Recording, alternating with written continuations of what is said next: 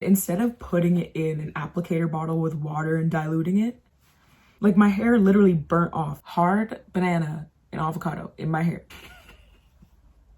You will instantaneously know that it was a mistake because your scalp will start like tingling. Comment below what you think I'm gonna say.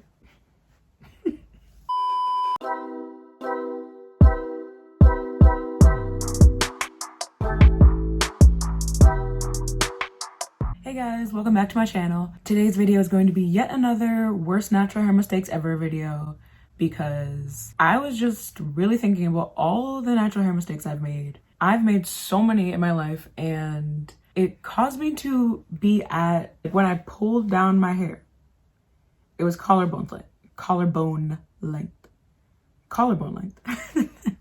for literally probably like all of high school. And if you guys didn't see my if you've ever hated your natural hair video, basically I just burned my hair off all of high school and I didn't know how to do low heat. Like, this is a low heat blowout because I'm about to attempt rubber band method box braids for the first time and I decided blow drying my hair would make it way easier. So that's what my hair is doing now. And excuse my hair because my hair is like, I feel like a lion right now. Like, what is happening? I've really just been like leaving my hair alone because of like the quarantine and everything. So my hair is just like, it's just getting a mind of its own. And I didn't even know, like today when I was washing my hair, I was like, when did my hair get this long? But we're working with it. Right now I'm at like random impromptu length check. Let's call it rib cage length. That's not even one of the lengths, but we're making up rib cage length. Okay. So I have my notes. This isn't even the right page, first of all. Okay, I have my notes. Now, my worst natural hair mistakes. I'm not even looking at the notes. This was like probably the biggest one I've ever made. Basically, I used this, like, I think it was called Blueberry Bliss Edge Control. I could be wrong, but I'm pretty sure that's what it's called. And it was like a little jar and there was blue edge control. And I kept putting that on my hair, but don't ask me why, but I was using it like as a gel. So I was using it like on my roots and I have a lot of like breakage in the middle of the top of my head because I was wearing like high buns. So I was like smoothing that like alfalfa-ness down with the edge control. And then I guess I didn't like wash it out properly when I washed my hair. So I was blow drying my hair, not on low heat, literally on high heat. And where the gel was, or the edge control, my hair broke off at that point. And then there was like my hair literally burnt off. Like, it was like the hair turned brownish gray and it was just completely like chopped off. And at the end where it was chopped off, it was brownish gray. So if you've ever literally burnt your hair off, like not heat damage, like literally your hair has fallen off of the rest of the strand and the end was just this gray brown nub thing. That's what happened to me. And it was because of that edge control combined with high heat from a blow dryer. And this is also, so this is number 2, but the mistake was that the blow dryer was broken. So it is not this blow dryer you see before you today. It was a like decade old blow dryer and a cheap blow dryer that it was like so broken that it got like way hotter than it should have. So it was just like the highest heat combined with like gel edge control stuck in my hair and it was just burning all my hair off. And then, so don't use edge control, leave it in your hair and blow dry your hair. And then the second thing is don't use old blow dryers that get way hotter than they should and are going to burn all your hair off. And then the third thing that kind of goes along with what I just said, but I used to always straighten my hair and blow dry my hair, but I wouldn't properly wash out the products that I used in the shower. Like, for example, I wouldn't properly wash out, why am I saying wash like that? I wouldn't properly wash out the conditioner that I use in the shower. And then by the time I blow dried and straightened my hair, it was like sizzling and just frying off. And then I think I'm on number 4 now. But the next thing is that I never knew for the longest time, like it's sad to say, but literally I only knew this like probably like a year or two ago, that you're not supposed to put oil in your hair before putting heat on it. Like, comment below if that's common knowledge, because I never knew that. Because my sister was like, no, you're not supposed to put oil on your hair before you straighten it. That's just like fries your hair like a frying pan. Like, you know when you like make food in a frying pan, you put oil and then you put like the egg on it. That's what I was doing to my hair. Maybe that's why my hair was stuck at collarbone length for 3 years, because I was using oil and then using a high heat flat iron and just sizzling and just skewering my hair. But you live and you learn. And as I am Trey would say, when you know better, you do better, and I'm gonna do better. Needless to say, okay, side note, I'm so obsessed with I Am Trey's natural hair horror stories. If you guys have seen those, and if you guys haven't seen those, just go binge watch like all of her natural hair horror story playlist.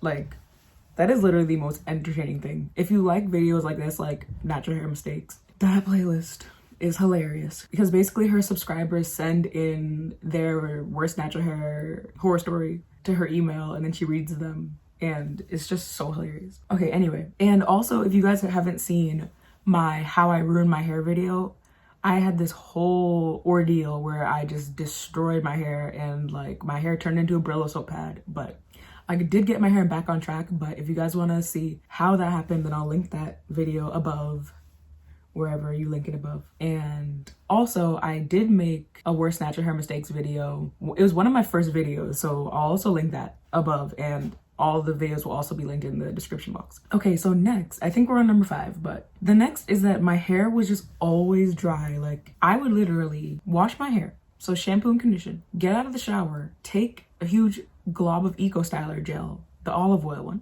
or the clear one, and just style my hair with no leave-in conditioner, no moisturizing product, just gel. Like that, no LLC method, no LCO method, just the GEL method.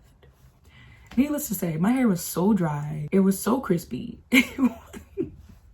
And then that leads into number 6, that my scalp was suffering. And also thank you guys for giving me tips in the comments about how to have things that I can do for like the scalp situation. Because even though my scalp is back on track now, then I'm definitely always looking for hair tips. So one of you guys commented about the tea rinses for scalp health. So thank you guys for that suggestion. And yeah, so I'm getting my scalp back to health, but literally my hair was so dry for so long because I've been natural my whole life except for one texturizer, but my natural hair journey has been going on for years. And like after the texturizer for literally like how many years? Not 10, but like I'm gonna say 5 years. I was like at like ear length to collarbone length to just staying at collarbone length. And it was because of that whole situation with my hair being so dry. And then when it was curly, just putting the gel on it. And then when it wasn't curly, just blow drying it with no product, no... Well, I think I did use heat protectant, but I just used it in the wrong way. Like, you know that spray that you spray onto your hair after you finish flat ironing, like the shine spray? I would sometimes use that before blow drying and flat ironing, and I thought that probably the same thing as the heat protectant. It wasn't. Let's just say it wasn't. Okay, so then next, I'm getting all over the place with these numbers, but I think we're on 7. So I have very, very, very low porosity hair, like very low porosity. I was always on Pinterest looking up protein treatments for natural hair, because this was before the whole like porosity movement in the natural hair community. Like no one really talked about hair porosity back then. And no one talked about how people with low porosity hair aren't supposed to do protein treatments. So I feel like all low porosity naturals went through like a protein treatment phase, because there just wasn't enough information on like protein treatments if you don't have high porosity. But I was just doing everything, and let's just not even get into that. We all know, I'm assuming we all know. Anyway. Okay, so then the next thing, what are we on, 8? I don't know. Comment below what we're on. The next thing is that I would do like hair masks with banana and avocado, but I wouldn't properly puree the banana and avocado, and I would have just chunks and chunks and chunks of hard banana and avocado in my hair, and it was so hard to get it out. And then that reminds me of one that's not on this list, but I would do apple cider vinegar rinses. Please do not try this at home. Please do it the right way. But I would do the apple cider vinegar rinse, and instead of putting it in an applicator bottle with water and diluting it, comment below what you think I'm gonna say.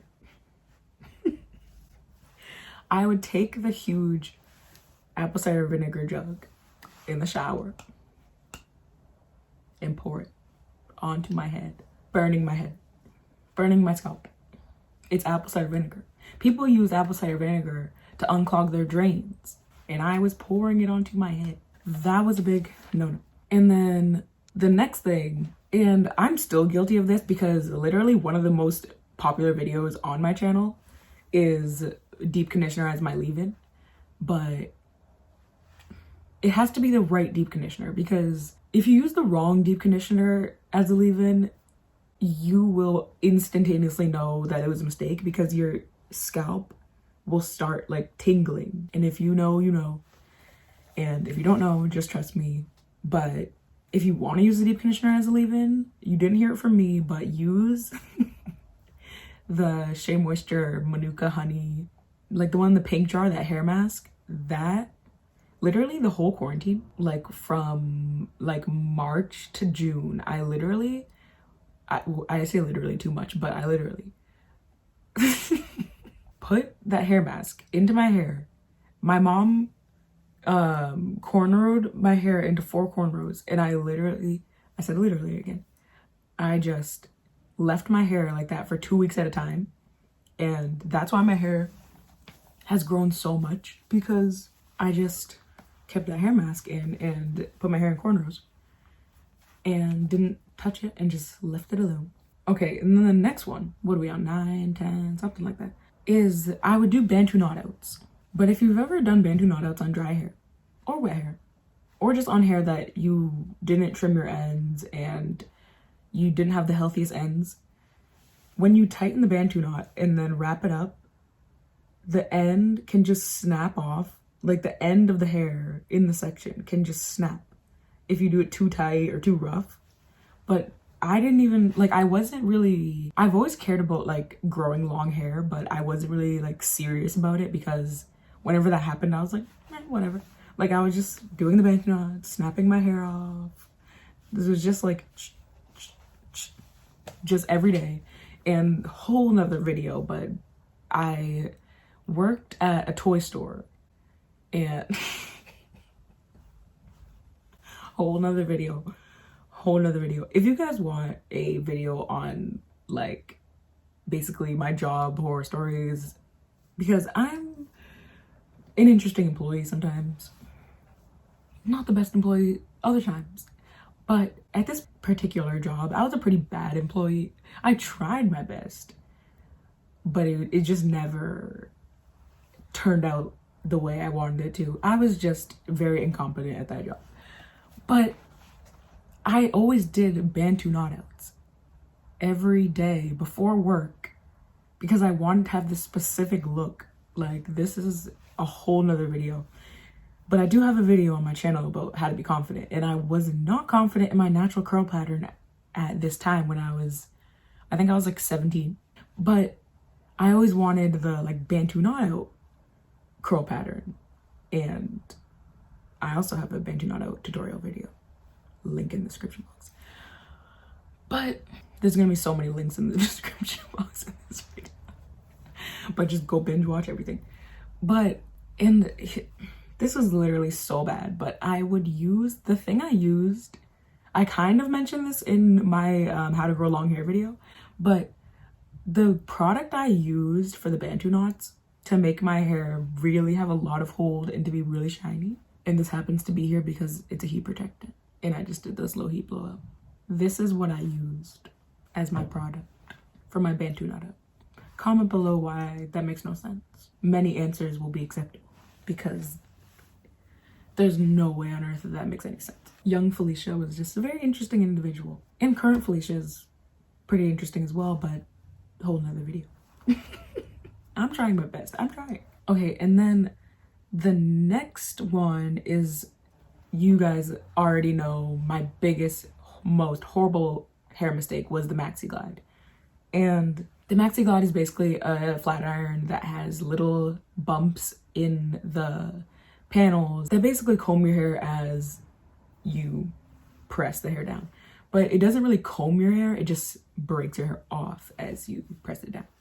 And the Maxi Glide was the worst thing that's ever happened to my hair. And also, I would use comb attachments for blow dryers that were broken, and that also broke my hair off immensely. And then the next tip, well, the next mistake is that I never trimmed my ends. Like literally ever. Like I literally went years without trimming my ends. Like it's not like, oh, you don't trim your ends enough. Like no, like I literally never trimmed my ends once. And now I'm way, way better at this. And my ends aren't like the best, but they're like better than usual.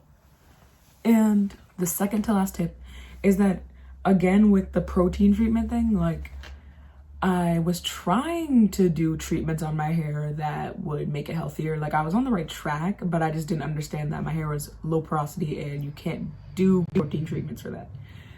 But now, like the thing that has just saved my hair right now, because I've noticed that my hair grows really fast, but I have a huge problem with length retention, because like even though my hair is really, really thick, the actual like strands of my hair are like very, very fine. So my hair is so prone to breakage, and I just have like a lot of trouble with retaining length. And the thing that has been saving me in this area is the Olaplex number 3. Like I've only been using it for like a month, and by the time I upload this, then I'll already have uploaded my Olaplex number 3 review video. But like this is not sponsored in any way. Olaplex number 3 has made my hair so much stronger, softer, and shinier. Like when I was blow drying my hair today, I was like, wait, I can blow dry my hair and it's not all gonna break off. Like usually when I blow dry my hair, I have like a huge clump because like the tension and just like the manipulation that I have to do to blow dry my hair just makes my hair just break off so much. But I just did the Olaplex treatment yesterday and then I blow dried my hair today. So like I lost like no hair when blow drying, and that is like unheard of for me. So if you have hair like mine and you're just like, you need something, like you do all the right things, like you moisturize your hair, you do protective styling, you leave your hair alone, you have no trouble growing your hair, but you can't retain length, and like no matter what you do, you can't retain length, I would definitely suggest the Olaplex. Like especially if your hair is like stuck at a certain length and you're like not really doing anything wrong, then I would just really try the Olaplex. And even though it's $28 for the bottle, but I have used it for like, probably I've used it like 5 times, and also my sister used it, like the same bottle, and it's $28 and it's like not that big of a bottle, but you don't need a lot of product. And for me that's saying a lot, because as you guys can see, I have like a lot of hair, but literally I could use like 4, and you know when they say like dime size amount, like no one ever uses a dime size amount, but for that you can literally use like 4 dime size amounts, put your hair into 4 sections, smooth it on, and leave it on for a couple hours, wash it out, and do that for like a month, like once a week, and your hair will be so much better. Just trust me. Especially if you have like fine hair strands like mine and you just need them to be stronger so they can stop breaking off, so you can retain some length. And the last worst natural hair mistake that I made was that I was so impatient, and I was always doing length checks, and I was never just leaving my hair be and just letting it grow. I was always just worrying about how long my hair was, what my hair looked like. But now I literally never, here I go again saying literally, but I never really worry about my length anymore. Like I want to get to waist length, but I'm really happy with the length that I have now. So I'd never really worry about my length. And I'm noticing that because I'm not worried about the length, then it seems like my hair is growing so much faster because I'm not constantly looking in the mirror and straightening it to check how long it is. Like, I blow dried my hair now, but within the past like 8 months, this is only my second time blow drying, and then the last time I straightened my hair was 8 months ago. So I'm getting a lot better with the heat and the straightening and blow drying and breaking off and all that stuff.